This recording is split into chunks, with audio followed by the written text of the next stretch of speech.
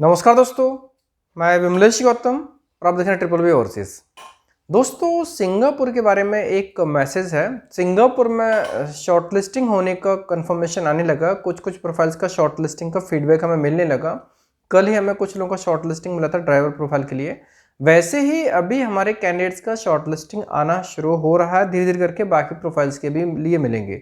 लेकिन यहाँ पर एक इंपॉर्टेंट मैसेज ये है कि जिन लोगों ने भी सिंगापुर में अप्लाई किया है एस पास वीज़ा के लिए, जिसमें इंटरव्यू हो सकता है, या फिर WP प्रोफाइल्स के लिए जिसमें इंटरव्यू हो सकता है, उन लोगों से रिक्वेस्ट है कि वो लोग अपने डॉक्यूमेंट्स रेडी रखें। क्योंकि डॉक्यूमेंट्स जिन लोगों के प्रॉपर नहीं होंगे, अभी कई लोगों के ऐसे डॉक्यूमेंट्स हैं जिनकी स्कैनिंग क्वालिटी अच्छी नहीं है और अभी उनकी वजह से क्लाइंट की तरफ से वो डॉक्यूमेंट्स दोबारा मांगे गए हैं। रीज़न सिर्फ यही है कि डॉक्यूमेंट्स की क्वालिटी बराबर नहीं है या फिर रिलेवेंट ऑर्डर में नहीं है। यहाँ पर मैं ये कहना चाहूँगा कि जिन लोगों को हमारी तरफ से मैसेज आए कि आपको ये डॉक्यूमेंट्स भेजना है, हमारी तरफ से मैसेज आएगा, तो जिन लोगों को मैसेज आए कि आपको ये डॉक्यूमेंट्स भेजना, तो मैसेज में वैसे सीक्वेंस भी लिखा होगा, बट मैं यहाँ पर गाइड भी कर देता हूँ मैं कि कैसे आपको डॉक्यूमेंट्स भेजना है। किसी ने कभी भी अप्लाई किया हो लेकिन अगर डॉक्यूमेंट्स में कमी हुई होगी तो उनके डॉक्यूमेंट्स पे वर्कआउट जल्दी नहीं होगा। मेन चीज़ है कि कंपनी की तरफ से डॉक्यूमेंट्स की वजह से कोई रिजेक्शंस हो, वो भी गलत होता है। और दूसरी चीज़ ये भी होती है, कभी कभी रिज्यूमे में कई चीज़ें ऐसी मेंशन होती हैं जिसकी वजह से जो प्रोफाइल है, प्रोफाइल का इम्पैक्ट डाउन हो जाता है। अभी मैंने आपको एक्सपीरियंस पहले शेयर किया था सिंगापुर में। अभी जब से मैं सिंगापुर गया था उसके बाद आने के बाद से लेकर टोटल 5 लोगों का इंटरव्यू हो चुका है। 5 लोगों का इंटरव्यू हुआ, उसमें से ये मान लीजिए उस पूरे 5 लोगों के एक्सपीरियंस से हमें ये अनुभव मिला कि जो भी डॉक्यूमेंट्स हैं और डॉक्यूमेंट्स के साथ में रिज्यूमे में जो लिखा है वो काफ़ी इंपॉर्टेंट है। अगर वो प्रॉपर नहीं है तो फिर सिलेक्शंस नहीं हो सकते हैं और टाइम ऐसे ही बढ़ता जाएगा। इसलिए जिन लोगों के एप्लीकेशंस हमारे पास में हैं और जिनको हमारी तरफ से मैसेज आता है, सबकी बात नहीं कर रहा हूँ मैं, जिनको हमारी तरफ से मैसेज आएगा उन लोगों को डॉक्यूमेंट्स प्रॉपर तरीके से दोबारा भेजने होंगे। और डॉक्यूमेंट्स कैसे भेजने होंगे, अगर आप PDF फाइल नहीं बना सकते हो तो फिर आप एक काम कीजिए, आप अपना रिज्यूमे वर्ड फॉर्मेट में भेजेंगे। पासपोर्ट की जो फ्रंट बैक वीज़ा की स्कैनिंग कॉपी JPG फॉर्मेट भेजेंगे। स्कैनिंग कॉपी बराबर होना चाहिए, मोबाइल से फ़ोटो लेके नहीं भेजेंगे।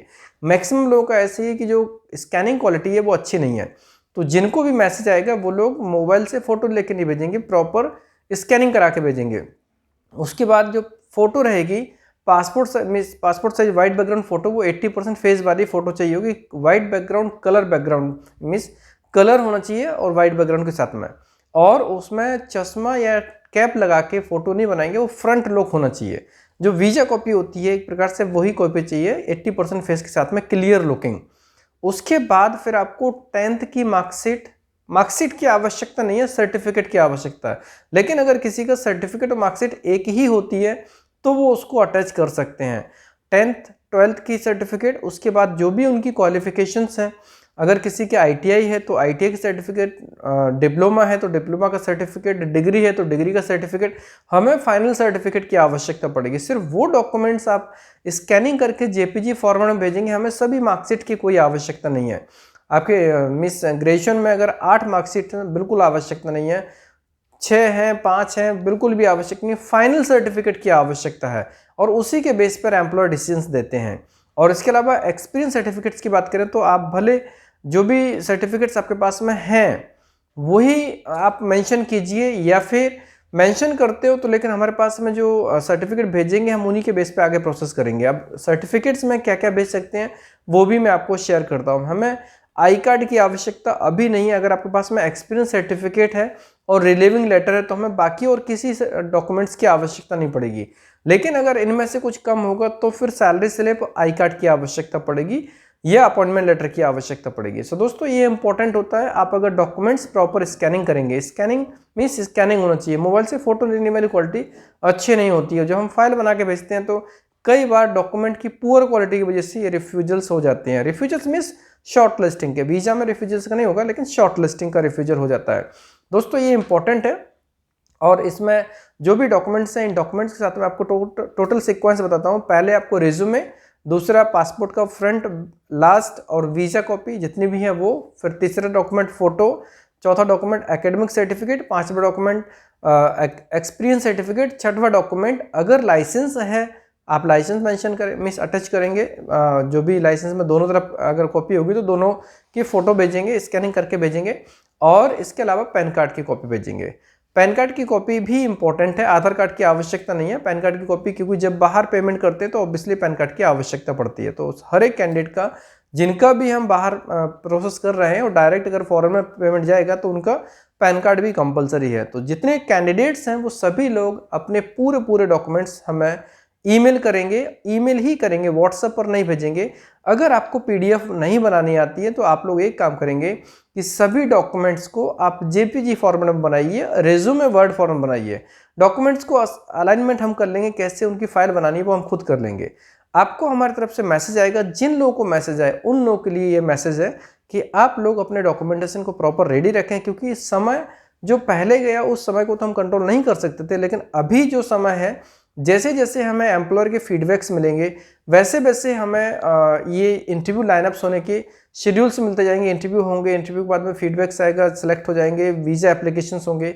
लेकिन इंटरव्यू होने तक की प्रोसीजर के लिए आपके डॉक्यूमेंट्स होना स्ट्रॉन्ग होना बहुत ज़रूरी है।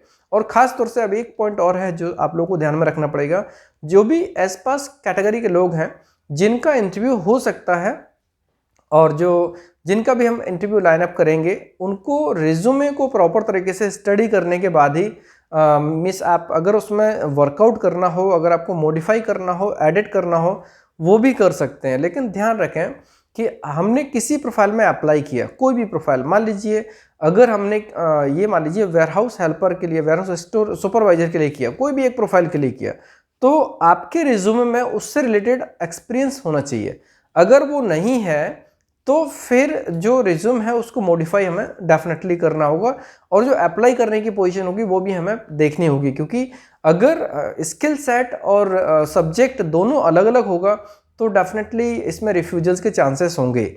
और ऐसे केस में क्या होगा कि हम डॉक्यूमेंट्स भेजेंगे लेकिन फीडबैक में ये आएगा कि ये रिलेवेंट कैंडिडेट नहीं है, इसका नहीं हो पाएगा। ऐसा पहले भी हुआ है, जैसा मैंने वीडियो में कई बार ये मेंशन भी किया था। एक प्रोफाइल का ऐसा होता कि एक्चुअली बहुत शॉर्ट प्रोफाइल थी, वहाँ पर अगर मैं वो एप्लीकेशन सपोर्ट करता तो 100% वो सिलेक्शंस होने के चांसेस थे। लेकिन डिफरेंस ये था कि एप्लीकेशन का जो टाइटल था वो डिफरेंट था और एक्सपीरियंस सर्टिफिकेट डिफरेंट थे और रिज्यूमे में कुछ और लिखा था। तीनों चीज़ों मिसमैच हो रही थी इसकी वजह से। तो यहाँ पर आप लोगों को एक चीज़ ध्यान में रखनी पड़ेगी, आप जो भी डॉक्यूमेंट्स भेजते हैं अगर आपको बनाना नहीं आता उसमें, तो फिर आप एक काम कीजिए, रिज्यूम का वर्ड फॉर्म में भेजेंगे और जितने भी डॉक्यूमेंट्स आपके पास में वो सभी डॉक्यूमेंट्स भेजेंगे। और एडिशनल डॉक्यूमेंट्स में आप क्या क्या भेज सकते हैं, जैसे एप्रिसिएशन लेटर है वो भेज सकते हैं, ट्रेनिंग लेटर है वो भेज सकते हैं, कंफर्मेशन लेटर है वो भेज सकते हैं। जिनको बाहर का एक्सपीरियंस है उसमें से आप इकामा की आईडी या एमिरेट्स आईडी या जो भी वहाँ की आईडी है वो भेज सकते हैं।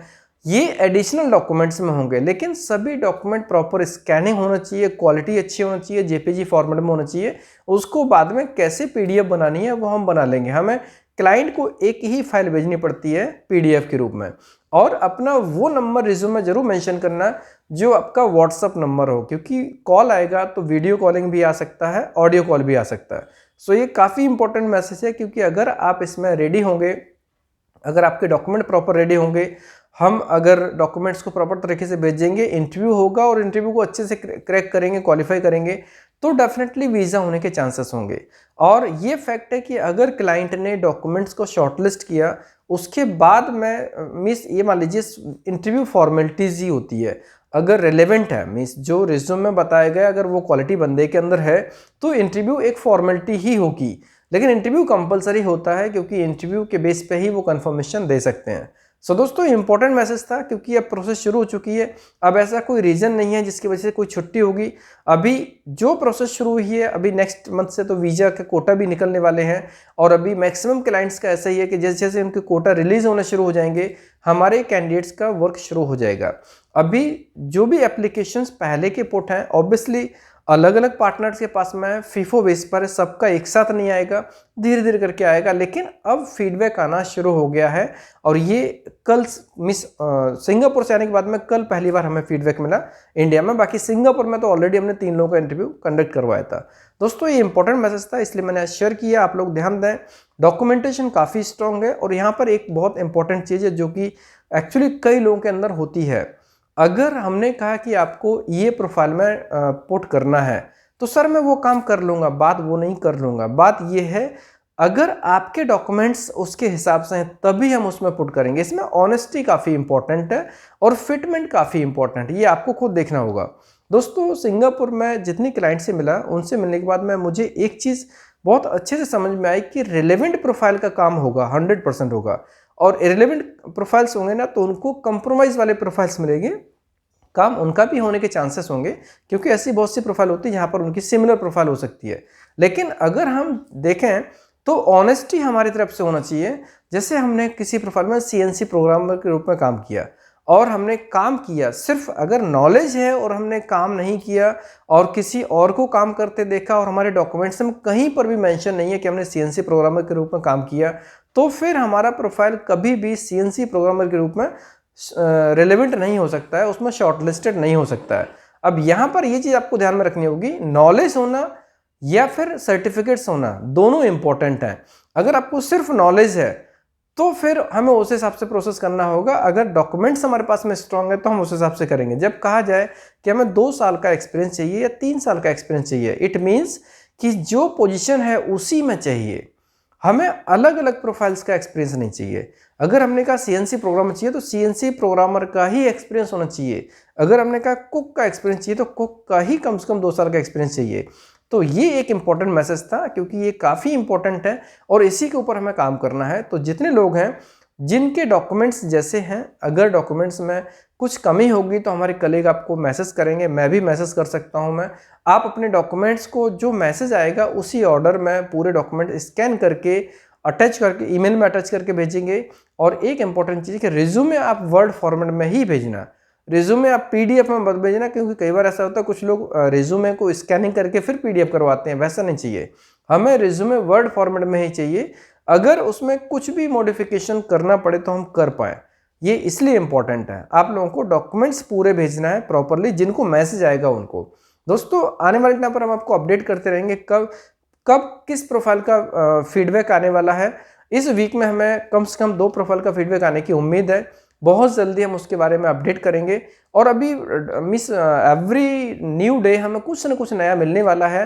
न्यू वैकेंसीज भी आ रही हैं, पुराने लोगों का फीडबैक भी आएगा। कुछ दिन बाद वीज़ा एप्लीकेशंस भी आपको दिख जाएंगे, वीज़ा भी दिख जाएंगे। सो हम सब के लिए काफ़ी इंपॉर्टेंट होगा, लेकिन हमारा स्टेप हमारे लेवल पे स्ट्रांग होना चाहिए, ये काफ़ी इंपॉर्टेंट है। दोस्तों वीडियो कैसा लगा, पसंद आया तो लाइक कीजिए, कमेंट्स कीजिए, शेयर कीजिए। हमारे वीडियोस को लगातार देखने के लिए चैनल को सब्सक्राइब कीजिए, घंटी वाला ऑप्शन जरूर दबाएं, जिससे कि आपको आने वाले सारे वीडियोस के नोटिफिकेशन सबसे पहले मिलेंगे। धन्यवाद।